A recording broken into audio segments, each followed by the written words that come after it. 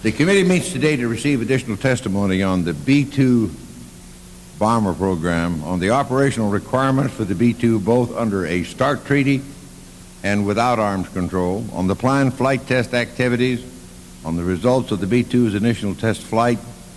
It is no secret that I support the B-2 program, so I'm particularly pleased that the first flight seems to have been a flawless performance. And we have here this morning the test pilots that we heard from earlier in a breakfast meeting. There's no secret that I support this program. General Larry Welch, the Chief of Staff of the Air Force. General Welch is joined today at the table by General Jack Chain, the Commander-in-Chief of the Strategic Air Command. Welcome to you, gentlemen.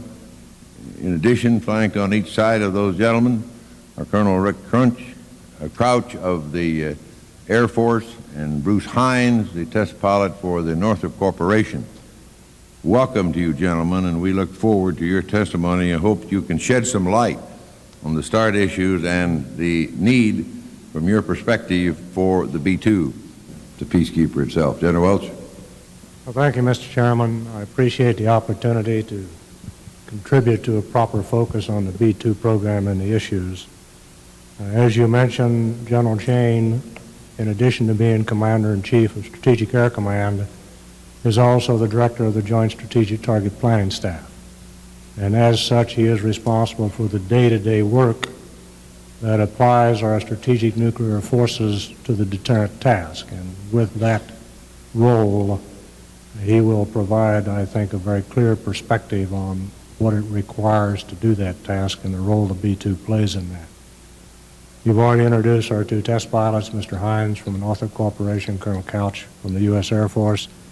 I appreciate your emphasis on the fact that they're test pilots, and they are here to answer questions that you would expect a test pilot to answer. The role of a test pilot is to be the critic of the airplane that he is evaluating. I thank you, Mr. Chairman. General Chain, who is charged with the daily personal and professional task and responsibility for the daily mission of deterrence, will give you a presentation on his perspective. Okay.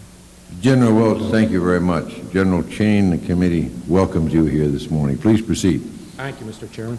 And Senator, that my one responsibility in life is to make sure that my counterpart in the Soviet Union can never go to the Secretary General and say, hey boss, I figured out a way to attack the United States today and get away with it. And as long as I can do that, then I am successful in deterrence. I think that today, I know today I can make that statement to you that they cannot come up with a viable game plan. In the late 1990s, if we did not have the B-2, then the level of risk in the deterrent equation would come down significantly from our vantage point, and therefore would go up in the vantage point on the other side. Where they would cross the line that someone thought that they could make an attack and get away with it has to be in the mind of the beholder. And we will work with you, General, and your staff and our staff to get that information to the committee. Senator Cohen. Chairman. General Welch, General Chain, I was curious as Senator Wallop was talking, and you suggested that if I would ask the same question, could any civilian leader, or military leader, assure his civilian leaders that they could survive an MX attack, or a D5 attack, or an ALCOM attack, including stealth ALCOMs? Could they do that? Oh, I think you make an excellent point, and that is deterrence is not dependent on a single system, it's dependent on the triad. And that to advertise that you can single out one piece of that and say that's the essence of deterrence. It's clearly our intent at this time is to not equip the B-1 with cruise missiles until we determine it is in the best interest of the United States, and it is not at this time. Thank you. My time's expired. Thank you, Mr. Chairman. Thank you very much, Senator Cohen.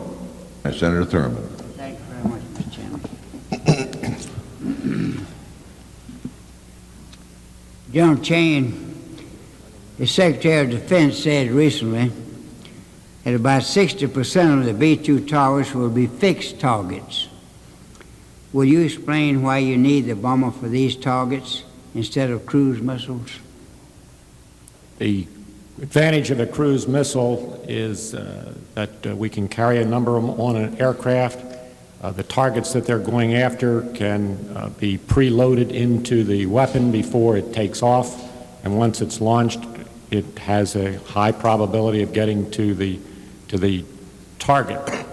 The bomber, on the other hand, when it comes into a target area, it looks to see whether the target has already been struck by the cruise missile, if it happened to have been a cruise missile target, or whether it's been struck by an ICBM or an SLBM, if it has to happen to have been one of those targets, and is able to hold at risk the targets that have been already attacked by another weapon system. Thank you, General Chain. My time is up. Senator Warner. Thank you very much, Mr. Chairman. Again, we express our appreciation to you personally and Senator Thurman for initiating these hearings. Fortunate on this staff to have a test pilot, and he prepared this question. I'd like to ask it of Colonel Couch. The roll rate produced on this flight was up to 18 degrees per second. This was with only 3/4 of the stick deflection, not full, and with gear down, slow. It would be good to get a comment from Colonel Couch or Mr. Hines on the following. How did this feel? There are a lot of aviators watching this program. Share it with them. Mr. Senator, better than sitting here. It was very nice. It's a very responsive aircraft. You haven't had much yaw here. Right.